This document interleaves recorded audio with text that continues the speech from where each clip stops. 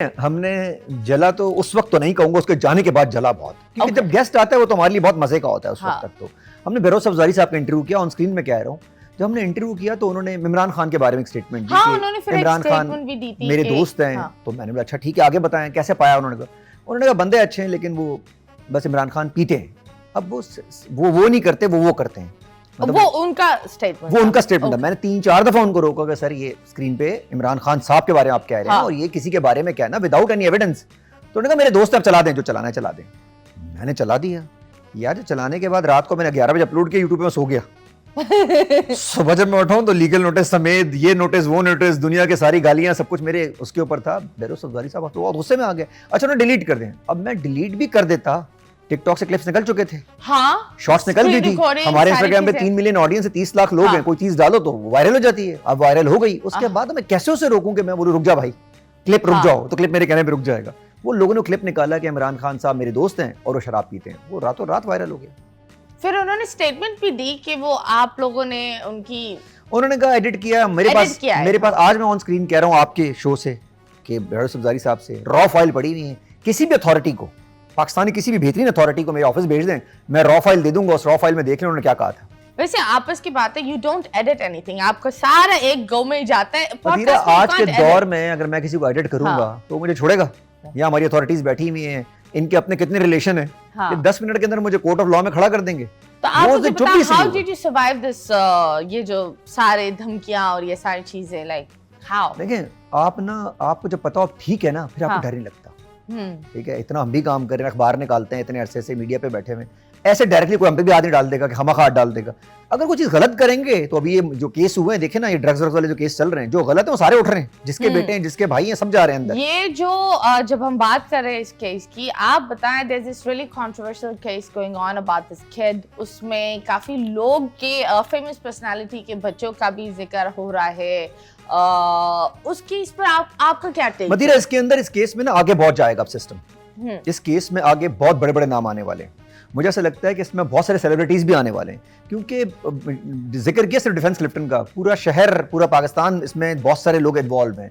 अब ये कि जो भी लोग इन्वॉल्व हैं, मेरे ख्याल में उनको अब उठाना चाहिए, अथॉरिटीज को चेक करना चाहिए और एक दफा इसको रोकना चाहिए। देखिए कोई पर्सनली कुछ कर रहा है, घर पे कर रहा है या कुछ है, तो उसका इम्पैक्ट सोसाइटी पे अगर आया कि उस बंदे ने जिस तरीके से किया है, मुस्तफा ने जो बताया जा है, अथॉरिटीज बता रही हैं कि ले गए और वो जो टॉस किया कि भाई इसको छोड़ दिया जाए या मार दिया जाए, ये मूवीज में होता है, ये तुमने फिल्मों में नहीं देखा कि आप किसी को मारने के लिए टॉस कर रहे हैं कि तुझे छोड़ दिया जाए, मार दिया जाए। ये कब किया उसने? जब वो हालत गैर में होगा। अगर उसको ये पिया हुआ नहीं होता या उसके जहन पे नहीं चढ़ा होता ना सब कुछ, कभी भी ये नहीं होता। जब आपका जहन काम ना कर रहा हो तो फिर आप इसी किस्म की हरकतें करते हैं और ये आगे ना हो। एक दफा स्टिंग ऑपरेशन बहुत जरूरी है। अब तो चाय ढाबों पे चल रहा है सब कुछ। हाँ, इट्स प्रीटी सैड दैट इंसानियत, जिंदगी बहुत सस्ती होती जा रही है और चीजें बहुत महंगी होती जा रही है। इट्स रियलिटी बहुत ज्यादा। और अगेन ये जो सिलसिले चल रहे हैं, अगर इसको रोका नहीं गया तो जिंदगियां इसी तरह जाएंगी जिस तरह जा रही हैं। एब्सोल्युटली, आपने बिल्कुल सही बात की। And I think so that हर इंसान को अपने बच्चों पर दोस्त की तरह नजर रखनी चाहिए। आज का वो माहौल नहीं है कि आप माँ बाप बनकर बच्चों को एक डब्बे में बंद कर दें, बिकॉज एक फोन है और वो फोन दुनिया की सबसे बड़ी खिड़की है। So I think keep an eye on your child. अभी फिलहाल लेंगे छोटे से ब्रेक के बाद वापस आएंगे। Stay tuned. Welcome back and yes, you guys are watching 21mm। और जिस तरह आप लोग को पता है that हमारा जो पहला गेस्ट है, रमजान शुरू होने वाला है। अदनान, मुबारक हो on your रमजान ट्रांसमिशन। जरूरी है। देखें, रमजान में बस मैं एक ही बात करूंगा, आपको भी, अपने आप को भी, लोगों से भी, कि यार सिर्फ भूखा रहने के लिए रोजा ना रखें, खुदा का वास्ता फाके ना करें, सिग्नल ना तोड़ें, गीबत ना करें, झूठ ना बोलें और सारा दिन नेटफ्लिक्स ना देखें। अच्छा, टाइम पास करने के लिए क्या करेंगे रोजे तक कि चलो यार मूवी देख लेते हैं। तो यार ये कौन सा रोजा आपने रखना है? ये तो आप सोशल मीडिया पर देख रहे होते हैं, सोशल मीडिया सब कुछ देख रहे होते हैं। मुझे ये समझ में नहीं आता। एक सवाल है, ये मर्द हजरात औरतों की एक्सरसाइज क्यों देख रहे होते हैं? ये हर रमजान में मैंने हर बंदे के फोन में देखा होता है, वो लड़कियों को, गोरी लड़कियां यू वर्कआउट, ऐसे तुम तो ये करोगे नहीं। देखें, अपनी नीयत उनकी अगर वर्कआउट की तो जिम में नजर आते हैं। नीयत वर्कआउट की नीयत अगर आपकी कोई और है तो रोजे की हालत में रमजान में तो ना करें जो भी कुछ कर रहे हैं। वैसे तो आप सारा महीना। अच्छा, एक और भी सीन है, चांद रात का इंतजार रहेगा इस पूरी कौम को। ये रमजान गुजर जाती है, चांद बस 6 बजने की देर होती है, फिर ऐसा लगता है कोई और नया इंसान आ गया इनके अंदर। सही बात। कैसा हमारा रोजा? तो आप मुझे बताएं, ये जो लोग रोजा रखते हैं टू लूज वेट, बट मैंने ये देखा है that fasting and it's Ramzan is all about controlling your desires.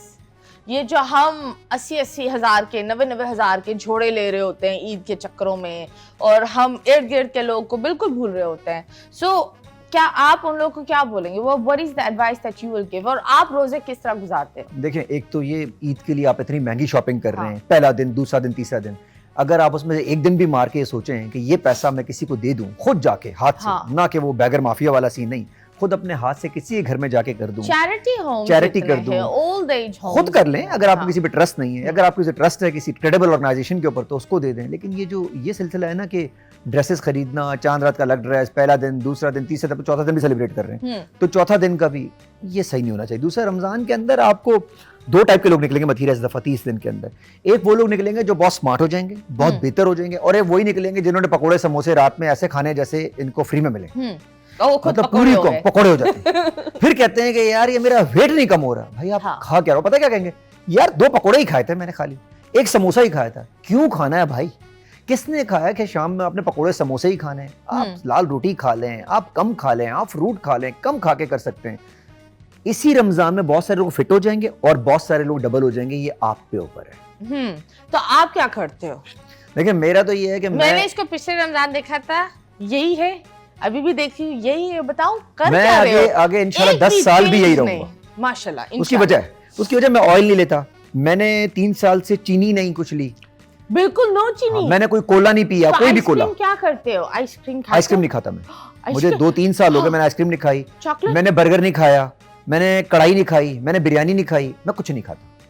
मैं फ्रूट्स खाता हूँ, मैं सब्जी है ना, जिंदा रहते हैं ना उससे। सब्जियां खाम कम ऑयल के, तमीज से, थोड़ी सी भिंडी का खा लें, कुछ और चीज करेले ले लें, लाल रोटी ले लें, कम से कम चीजें खाएं।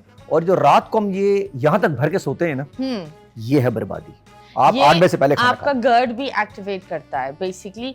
बहुत दफा लोग को समझ में नहीं आता। ये तो पाकिस्तान में आकर मुझे तो पता चला, जब मैं जिम्बाब्वे में थी, हम वापस आए तो वहाँ तो ये होता था कि 7 बजे डिनर हो जाता था। होना ही चाहिए। यहाँ जब हम आए, हम भूखे मर रहे हैं, मतलब फिर 2 बजे इन्होंने हमें किसी शादी में चले जाएं, अब आप आए तो आप सोचते हैं यार खाना ही खा लूं। 12 बजे खाना खुलता है, 11-12 बजे आप खाना खाते हैं, 12-1 आपको बचते हैं। उसके बाद आपने यहाँ तक भरा हुआ था बिरयानी कोरमे के साथ, ऊपर से खीर खाई होती है या गुलाब जामुन खाए होते हैं, फिर चाय पी होती है। आप किस हाल में सो रहे हैं? फिर आप जब सुबह उठेंगे तो मुंह नहीं सूझे हुए होंगे आप लोगों के, पेट नहीं बाहर होंगे। ये तो बात है। हम ये भी बोलते हैं कि पैसे नहीं है, लेकिन आप रेस्टोरेंट्स देखो, आप मॉल्स में जाओ यार, ईद के टाइम पर देखो तो से अभी आपको पता है लोग के घर बन रहे हैं इस महंगाई में। तो ये बताएं, चले ये तो हो गए एक्सट्रीमिस्ट वाले, घर वाले। ठीक है, ये मॉल में कौन घूम रहे भाई? और ये जो सारे रेस्टोरेंट में लाइन लगी हुई होगी अभी रमजान में, देखें जरा, ठीक है, पर हेड 3,500-4,000-5,000 रुपए पर हेड होगा, 3,000 पर हेड के ऊपर लाइनें लगी हुई होंगी, है तो पैसे नहीं। आप बताएं पाकिस्तान की कौम का क्या मसला है? क्या हुकूमत मसला है या कौम मसला है? कौम मसला है। कौम मसला हम हुकूमत पे डालते हैं। ये हम जो है ना, हम नहीं देखना चाहते, हम नहीं देखना चाहते, हम बेइज्जत कौम काम नहीं करना चाहते, हम सुबह आराम से सोना चाहते हैं। हम पता क्या कहते हैं, इस मुल्क में कुछ नहीं है, सब कुछ है। जिसने करना होगा ना वो इसी मुल्क में करेगा, जिसने नहीं करना उसके पास 1000 बहाने ना करने के। हम बेइज्जत कौम जो है ना ढीले हो गए, हम बिल्कुल ढीले, हम नहीं काम करना चाहते। और पता करते हैं ज्यादा ईजी क्या है यार, हुक्मरान ऐसे हैं। हुक्मरान इस्लाम में भी तो है ना कि जैसी अवाम वैसे हुक्मरान। तो इसमें क्या गलती है भाई? ये बड़ी दुख की बात होती है। इंटरनेशनली अगर आप जाओ 8 बजे सारी दुकानें खुल रही होती है, यहाँ 12 बजे से पहले दुकानें नहीं खुलती। बरकत नहीं है, ये बरकत नहीं है। इससे आप कहेंगे कि बरकत इसलिए नहीं है कि आप 1 बजे दुकान खोल रहे हैं, तो आपकी बरकत क्या होगी? आप आए 9 बजे दुकान, कहते हैं जी घाक नहीं आता, दुकान वाले कहते हैं घाक, कहते हैं दुकान नहीं खुली हुई। तो ये दोनों को जब ये समझ जाएंगे कि 9 बजे आना है, जब दुकान वाले को पता होगा मैंने 9 बजे बनना, घाक को ही पता होगा या 10 बजे मैं पहुंच सकता हूँ। मुझे अच्छी तरह पता है डॉलर बंद होगा, मुझे अच्छी तरह पता है बाकी मार्केट सारी बंद पड़ी होगी। बड़ी दुख की बात होती है, क्योंकि मुझे अगर बच्चों के लिए कुछ चीजें लेनी होती है, मैं उनको स्कूल ड्रॉप करती हूँ, फिर ढूंढना पड़ता है कि कौन सी दुकान खुली है, सब बंद। अब बड़ी दुख की बात होती है। मतलब लोग उठते भी हैं सुबह, आई डू नॉट नो, ये सारी कौम ना 3 बजे तक नेटफ्लिक्स देख रही होगी। हाँ, और ट्रेंडिंग पर जो चीजें होती है यार, इतनी